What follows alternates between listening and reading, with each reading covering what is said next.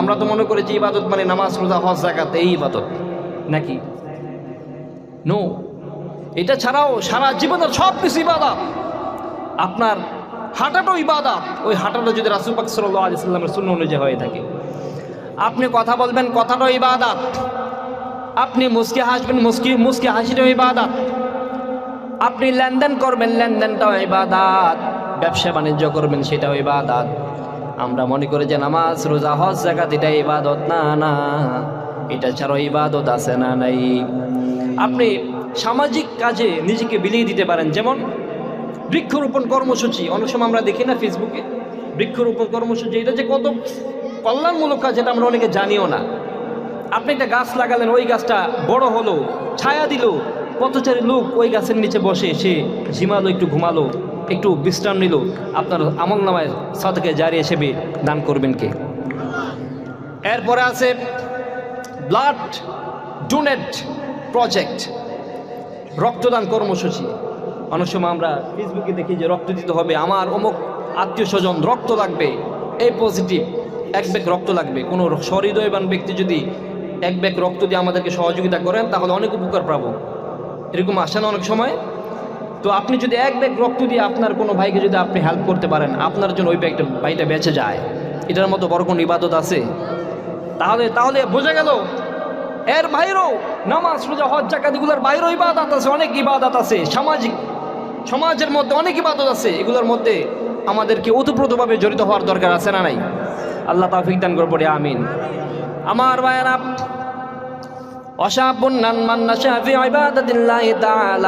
ওই যুবক যার যৌবন কেটেছে আল্লাহর ইবাদতের মধ্যে, ও আমার ভাইয়েরা, এখন আপনার যুবক বয়স, শক্তিশালী শক্তি আছে, আপনার কথা বলার শক্তি আছে, হাঁটার শক্তি আছে, নামাজ যাওয়ার শক্তি আছে। বয়স যখন 80 বছর 90 বছর হয়ে যাবে, ইচ্ছা করলেও কি মসজিদে যেতে পারবেন? 2 রাকাত নামাজ বেশি পড়তে পারবেন? বসবেন, রুকু দিবেন, কোমরটা ধরে গেছে, আহারে হাঁটতে পারেন না। আমরা ছোটোবেলা একটা কথা শুনতাম, ছোটোবেলার 4 পা, যৌবন বেলায় 2 পা, বুড়াবেলা 3 পা, মানে ওই যে 2 পা আর লাঠি দিয়ে হাঁটে। তাহলে এই যুবক বয়সে যদি আপনি সময়টাকে কাজে না লাগান, বৃদ্ধ বয়সে এসে আপনি বারবার হতাশ হয়ে যাবেন, পারবেন না। মন চাইবে সবসময় নামাজ পড়তে, মন চাইবে আল্লাহর ঘরে জীবনটা কাটাতে, সময়টা কাটাতে, কিন্তু পারবেন না।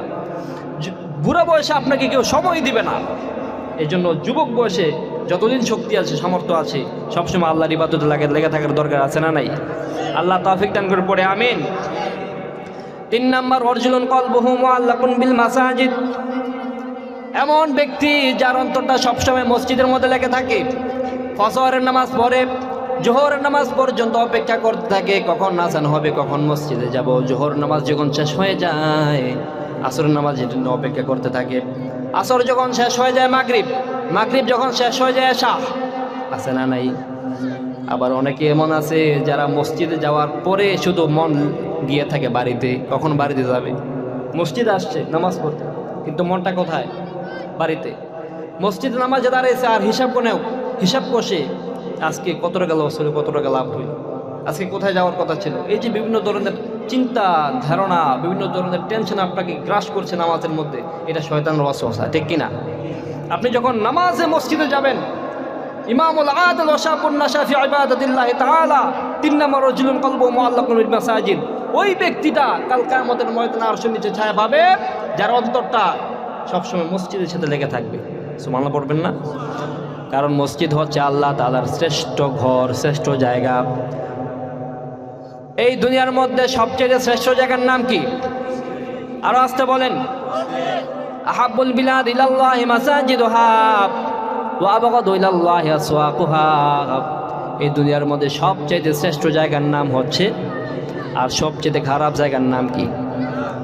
সব জানেন বাজার খারাপ জায়গা, তারপর বাজারে যাই, তারপর বাজারে আড্ডা মারি, গিবত করি, শেকায়াত করি। বাজারে গিয়ে 3-4 জন একসাথে হইয়া, বিশেষ করে মুরব্বীদের ক্ষেত্রে এগুলো দেখা যায়। হুজুর আজকে কোন সময় আসলো মসজিদে নামাজ পড়াইতে, মুয়াজ্জিন সাহেব ঠিক মতো আযান দিল না, হ্যাঁ, শুধু হুজুরদেরকে নিয়ে পিছনে লাগে থাকবে, হুজুরদের সমালোচনা, বদনাম। মনে রাখবেন, এই সময়, আপনি যে সময়টা অন্যের পিছনে ব্যয় করছেন, এই সময়টা কিন্তু আল্লাহর পক্ষ থেকে আপনার জন্য বরাদ্দ ছিল। এই সময়টা আপনি সমালোচনা না করে আপনি সুবহানাল্লাহ, আলহামদুলিল্লাহ, লা ইলাহা ইল্লাল্লাহ, আল্লাহু আকবার এই তাসবিহগুলো জপে ওই সময়টা কাজ লাগাতে পারতেন।